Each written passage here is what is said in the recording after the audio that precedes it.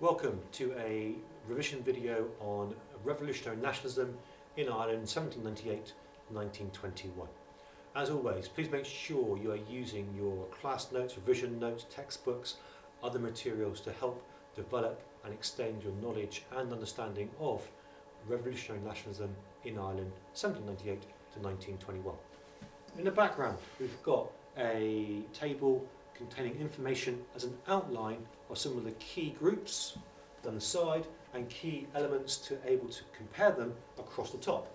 The group, the aim, the year, the leader, the support, the achievements, limitations, and any opponents that they faced. That will give us an overview and some key points as starting points. They'll need to be developed, obviously, in your revision and preparation.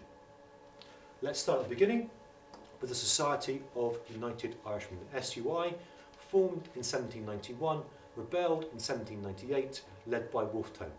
Wolfe Tone was the leader, although he was not present when the rebellion took place. He was away trying to recruit more support from France in 1798, so wasn't actually present when the revolution, the revolt, happened in Dublin. That's where it started. So we've got Wolfe Tone as the leader. They want independence. They want a complete, independent, recognised, separate state from Britain, and that's their aim. As with the rest of them, they want is independence. It's a key feature of revolutionary nationalism. The rebellion itself by Wolfe Tone is a complete failure. It's a fiasco, it's a disaster, it ends in chaos. 30,000 people are killed, it degenerates into Catholic v Protestant, landlord v tenant, and it just becomes complete and utter carnage. They want independence, they don't get it. On the contrary, the failed revolt helps lead to the Act of Union of 1800, which formally binds Britain to Ireland, or Ireland to Britain, and that's going to be a key feature of what the other groups are going to try and stop and try and repeal and get rid of, revoke, across the rest of our time frame. So Wolfe Tone is the first leader of the first group we're going to look at in this particular video, and it's a failure. The only success that comes from it is his legacy. He's recognised as a martyr. He kills himself in prison and he's prepared to die for the cause. So that sets kind of the tone, if you like, for the rest of the revolutionary nationalist groups. They're going to be prepared to die for the cause. And that's going to gain popularity, it's going to gain publicity, it's going to gain support for them for their dedication to try and get rid of this Act of Union that's come in 1800.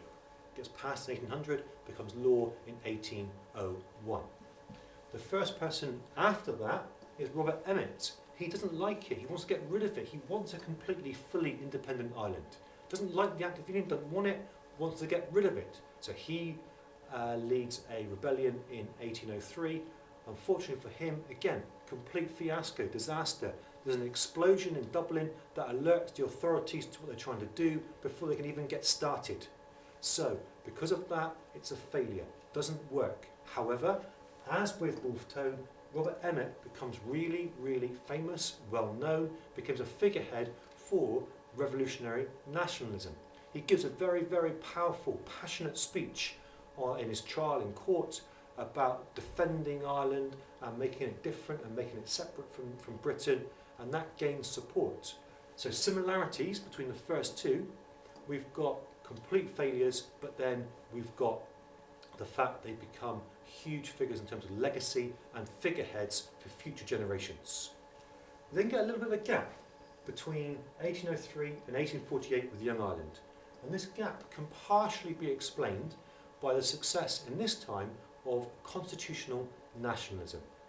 Daniel O'Connell is a key figurehead, and he achieves Catholic emancipation in 1829, which is seen as a huge achievement, and because of the success and the status he has as a leader, it means there's a lack of support in this period for revolutionary nationalism. That support picks up again in 1848. We're in the midst of the famine is struck in 1845. Nobody died in the first year, but after that, the famine came back year after year, and things got increasingly worse. Young Ireland were a group who rebelled. They had another chaotic fiasco which resulted in what's known as the Battle of Widow McCormick's Cabbage Patch. Very small scale. The police defeat them. It's a bit embarrassing, but again, it shows that people are prepared to die for their cause. Neither Young Ireland, Emmett, or the SUI had widespread support. It wasn't widespread, wasn't really strongly led, didn't have much organisation, so it wasn't going to be very, very effective. However, they do leave a legacy. The Fenians have more of an impact. In 1867, the Fenians launched 2 attacks in Britain, one in Manchester and one in London. In Manchester, 3 Fenians try and release Captain Kelly, one of the Fenian leaders, from a prison van. In the course of that breakout, 1 policeman is killed, not intentionally, but he's killed while they're trying to break out Captain Kelly. Those 3 people are then killed. They become martyrs. The British government make a mistake and they kill them, thereby making them more significant to the Irish people. Again, they have died for the cause. The British government has made a mistake in that. However, the Fenians do have an impact. They have some support from America, and they leads to a re-raising of the Irish question. The Irish question, politics, church, economy, land, all those various aspects, is re-raised after a significant period of quiet. Now, Gladstone becomes Prime Minister in 1868. Gladstone's mission was to pacify Ireland. Some believe the Fenians re-evoked that, and the Fenians brought that to Gladstone's attention. Other people believe that Gladstone was dead keen to do it and was going to do it no matter what. Either way, the Fenians can be said to have an impact because they're trying to raise the profile. They don't get independence, but they do get reforms brought in by Gladstone's first ministry of 1868 to 1874. Also a feature of Gladstone is land reform.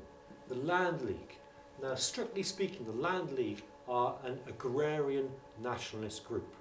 But under the new departure of Davitt, Devoy and Parnell in 1879, the 3 different groups agreed to work together. The Land League fight the Land War, 1879 to 1882. They campaign for the 3 Fs, fixity of tenure, free sale and fair rent. 3 clear aims, 3 clear achievable aims. The previous groups, their aims were not really going to be achieved. The Land League has got clear leadership through Davitt. It's got Parnell as the leader, as the president, sorry. So it's got a constitutional element to it. Parnell is a big figurehead. The Land League gets support across Ireland.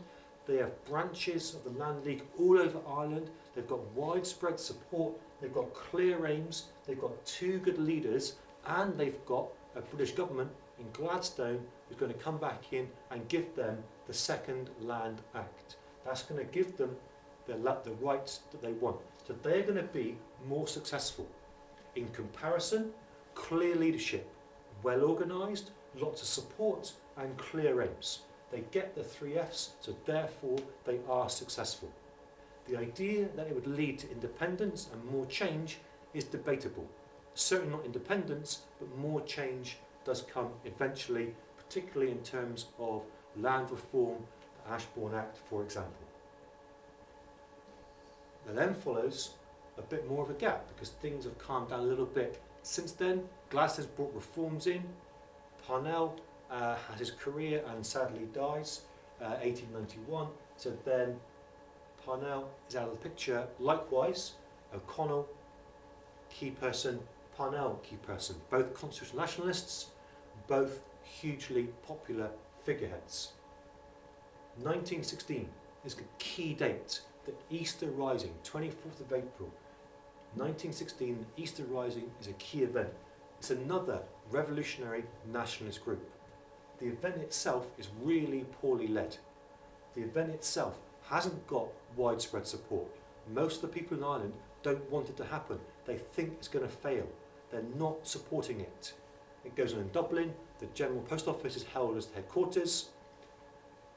The leadership is okay, even though they haven't got widespread support. The biggest thing like with the Fenians, is the response of the British government.